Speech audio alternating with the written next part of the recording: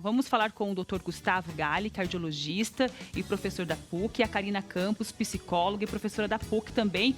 Vamos envolver os dois aqui neste assunto que é muito importante. Karina, seja bem-vinda mais uma vez. Muito obrigada pela sua presença, viu? Obrigada, Maica.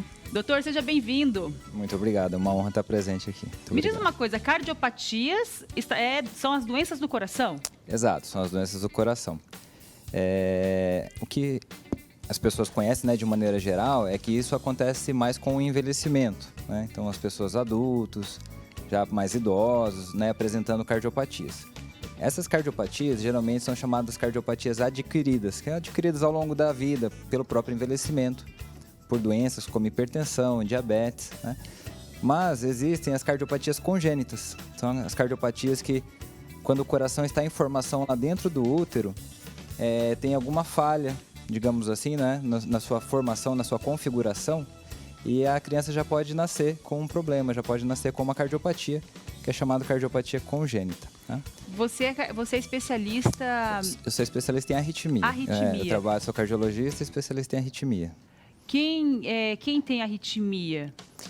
A arritmia é um descompasso do coração. Né? Então, comete também mais pessoas já de idade, mas também nós temos bastante crianças em acompanhamento por arritmias. E neste momento que nós estamos vivendo a relação da Covid-19, as pessoas têm muitas dúvidas em relação à doença.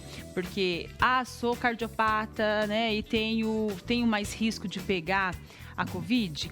Essas dúvidas eu acredito que deve ser uma das maiores que chega até você. Isso na consultório, no dia a dia, pacientes ligando, mandando um WhatsApp, que hoje também o paciente, né, às vezes tem o teu WhatsApp também. Falando em WhatsApp, doutor, deixa eu falar pro pessoal de casa aqui, ó. Você de casa também pode participar, tá? Enviando a sua pergunta, se tiver alguma dúvida aqui pro doutor Gustavo e pra Karina, que a Karina vai falar sobre essa questão do desenvolvimento de crianças especiais, você pode participar com a gente enviando a sua pergunta através do 3315-1313. Participe com a gente, interaja aqui no nosso programa. E é bem isso, as pessoas estão tendo essa dúvida em relação à Covid. Com relação ao risco de adquirir a doença, ele é semelhante entre quem tem uma cardiopatia e quem não tem uma cardiopatia. Basta você se expor ao vírus, né, que você está sob risco de adquirir a doença. O que difere é o grau de comprometimento que você vai ter. Como a doença vai ser em você que não tem nenhuma doença e como esse vírus vai, né, se manifestar numa pessoa que já tem uma cardiopatia. Isso que é a grande diferença. Então, sempre que você vê um noticiário, vê uma matéria científica, você vê, olha, os pacientes que já possuem uma cardiopatia prévia, pacientes acima de 60 anos, diabéticos, hipertensos, doenças pulmonares, seriam a população chamada de risco, que é aquele que, quando contrair, né, essa doença, pode ter uma evolução mais grave. Diferente de uma outra pessoa que não tem uma doença prévia, uma cardiopatia, e para ele aquele vírus ele acaba se manifestando de maneira leve, como um resfriado ou uma gripe. Acho que até muita gente já pegou e nem sabe, porque é diferente, né, os sintomas. E aí, Karina, você como psicóloga, como que entra essa questão também que a gente pode tratar nesse momento? As pessoas ficam amedrontadas, informações das mais diversas, né, hoje em dia nos meios de comunicação, e a pessoa precisa de ter uma ajuda psicológica nesse momento, porque senão pira. Então, Maica, pensando na questão da Covid, né, ela vem potencializa o medo que você já tem, né? Então, assim, eu tenho uma questão cardíaca, né? Sou cardiopata, tenho uma questão. Bom, como é que isso vai? Se eu pegar esse vírus, como é que eu vou ficar? Qual vai ser a resposta do meu organismo? Eu tenho um filho que tem uma cardiopatia. Se acontece de ele pegar, eu preciso trabalhar, posso trazer para casa, né, esse vírus. Como é que eu vou fazer, né? Então tem um medo maior. Então, assim, as pessoas elas estão tendo que enfrentar muitos medos que estão indo para além da cardiopatia.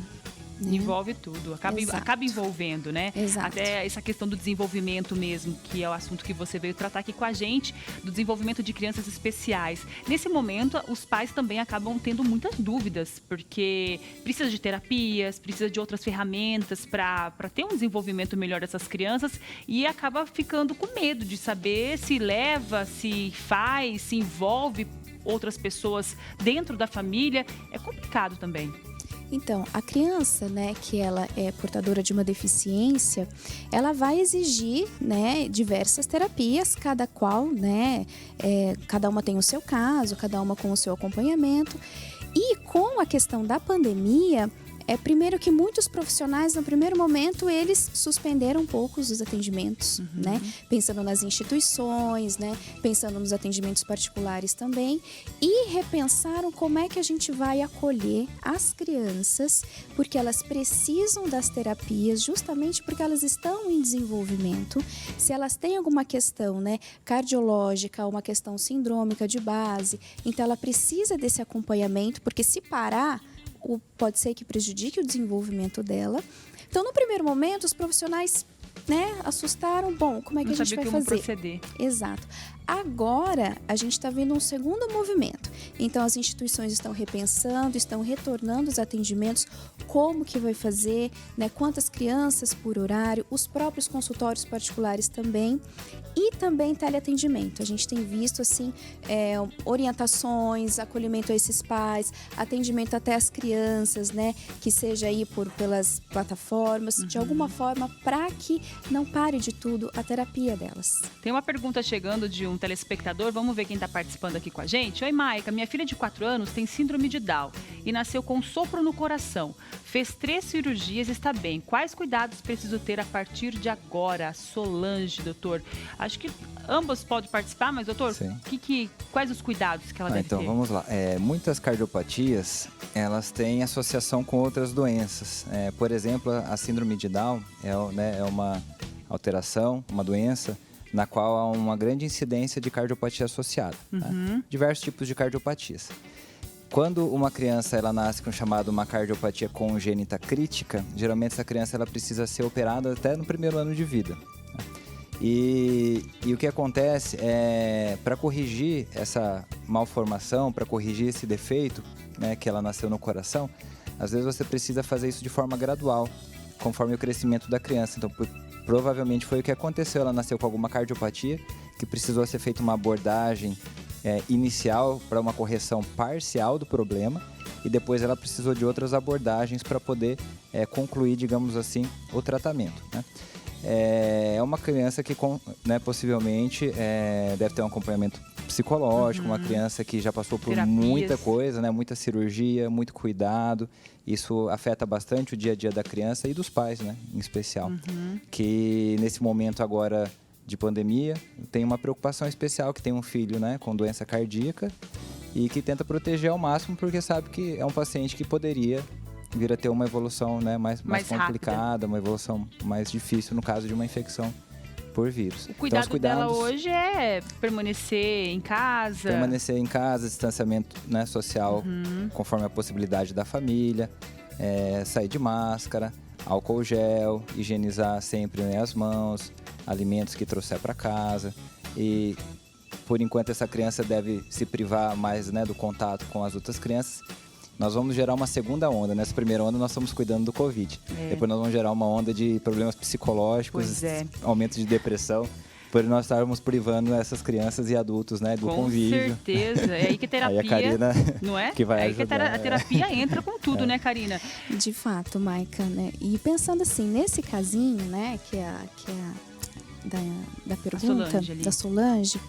E assim, ela fez as 3 cirurgias, né? Tá em casa, possivelmente, né? Porque não tá tendo aula, né? Como é que é a escolarização da criança. E o que eu faço com minha filha aqui, né? Como é que eu faço para que o desenvolvimento dela continue?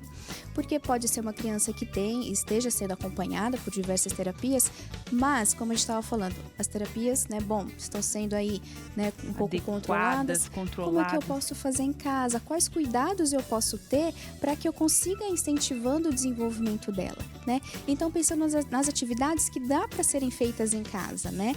Então, as brincadeiras, se eu tenho um espaço para brincar de amarelinha, até para trabalhar a questão motora da criança, os joguinhos, o próprio brincar de faz de conta. Então, tudo isso vai desenvolvendo a criança, tanto cognitivamente como na relação, se ela tem algum irmãozinho ou não, mas na relação com os próprios pais, né? Então, o que essa mãe pode organizar dentro de casa para proporcionar, né, o desenvolvimento da criança, já que não está tendo todo o contato com o externo, né? Ó, tem uma mesma pergunta chegando, agora é para a Karina psicóloga, que está participando aqui com a gente. A Antônia, Karina, oi, tenho 68 anos, arritmia e pressão alta, além de tudo sou ansiosa. Se eu pegar corona, o que eu faço? Meu coração vai ficar sobrecarregado? Acho que o doutor responde primeiro e também entra essa questão da terapia, né? Se você viu, de uma ajuda psicológica. Como que fica, doutor? Você vê que ela é uma paciente que se enquadra, né, nesses critérios que nós falamos de população de risco, tá? Isso não quer dizer que obrigatoriamente ela vai ter, né, uma evolução mais grave. Ela tem um risco de uma evolução mais grave, né? No caso de uma suspeita de estar doente, né, pelo coronavírus, o primeiro passo seria informar a equipe de saúde, né, seja a Secretaria de Saúde, seja um profissional médico que ela tenha contato, para fazer uma avaliação inicial, né? A maioria dos pacientes tem uma evolução branda da doença. Então vai acabar ficando em casa, em isolamento, pode até coletar um exame para confirmar a doença e aguarda passar o período de transmissão para voltar, né, novamente ao convívio social, entre aspas, porque não está havendo esse convívio social. Nem sabe quando, né? Agora, se tiver algum sinal de alerta, né, por exemplo, falta de ar, paciente com falta de ar, paciente com dor torácica, alteração de nível de consciência, esses pacientes têm que procurar imediatamente um pronto atendimento para ser avaliado, que aí sim pode ser um sinal de alerta de uma evolução grave. E o mais difícil disso tudo é controlar o emocional, né, Karina? Então, a questão da ansiedade, porque um paciente que é cardiopata, ele já tem uma questão que ele vai ter que ressignificar muita coisa. Pensando assim no que o doutor estava trazendo, né, de que eu posso adquirir, né, uma questão, uma doença cardiológica aí, como é que eu vou viver, como é que eu vou ressignificar tudo, já é um ponto. Né? Então, assim, já não posso mais fazer tudo que eu fazia da mesma forma. Como é que eu vou viver agora? Né? Então, já vem um ponto de ressignificar. Quando vem a questão aí, bom, agora a gente tem o coronavírus. E se eu pegar, o que vai acontecer? Então, a gente vive muito na questão do medo e da fantasia também, né? Então, a gente liga a televisão, vê várias coisas. A gente não pode esquecer que cada caso é um caso. Isso é importante, ó, gente. Cada caso é um caso. Não é porque a vizinha teve isso que você vai ter também. Exatamente. E até as crianças ficam nesse momento assustados também, dependendo da forma que os pais e a família envolvem esse acontecimento dentro de casa. Sim, e se eu pensar que, bom, uma pessoa reagiu de uma forma, aconteceu desse jeito, evoluiu assim, comigo pode ser que seja diferente, né? Então, o primeiro ponto é isso, a gente desmistificar todo esse imaginário que a gente tem, né? Nossa, vai acontecer comigo, vai ser igualzinho. A outra coisa, a gente tem informação médica, né? O que está acontecendo comigo? Ou buscar ajuda médica, né? Quando for necessário. Isso tudo vai ajudando a gente lidar com essa ansiedade, se acalmar e uma nova ressignificação. Né? O que é que eu vou fazer a partir disso? Como é que eu vou vivenciar esse novo momento aí da pandemia? Até porque, né, doutora, essa questão da ansiedade parece que quando a gente se sente pressionado, ansioso, com aquele aperto no coração, sem entender o porquê, a gente sente que o coração bate mais forte e dá medo. De repente, né, uma adrenalina parece que vai explodir. Você vai, meu Deus do céu... Acontece isso mesmo, a ansiedade dá aquele pico do coração bater mais forte. Esse é um grande problema atualmente, tá? Nos tempos modernos, digamos assim. Porque muitas vezes é difícil você diferenciar o que é, por exemplo, só a ansiedade, uma síndrome do pânico, por exemplo, do que é um estresse que leva como gatilho a uma arritmia ou a um infarto, que é possível, né? O estresse ele pode ser gatilho para uma descompensação de uma doença cardíaca, pode ser gatilho para o início de uma arritmia grave, até mesmo para um infarto. Mas, por outro lado, alguns quadros de estresse, de sensação de coração batendo no pescoço, palpitação, aceleração, vem daqui de cima, vem da cabeça, né? É a cabeça mandando mensagem para o corpo e o corpo reagindo achando que você está morrendo, que está infartando, que está... Tá? Na dúvida, quando você tem esses sintomas, tem que procurar um profissional de saúde para ajudar a esclarecer, né, se o que está acontecendo é algo de risco ou não e para poder seguir um tratamento se necessário. Gente, tá vendo o que o doutor falou? Essa questão mesmo da ansiedade, quem não vive isso, quem já não sentiu isso, né? Que aponte aí, porque é normal, a ansiedade, ainda mais nos dias de hoje, é o que a gente está vivendo, essa insegurança, essa incerteza, tudo né? A gente não sabe como que vai ser amanhã, acaba gerando todo esse conflito interno e como o doutor disse, tudo aqui, ó. Começa aqui, depois vai aqui e aqui, meu Deus do céu, como que é isso? Já tive Exato. isso. Aquela sensação de que a gente vai morrer e de que vai...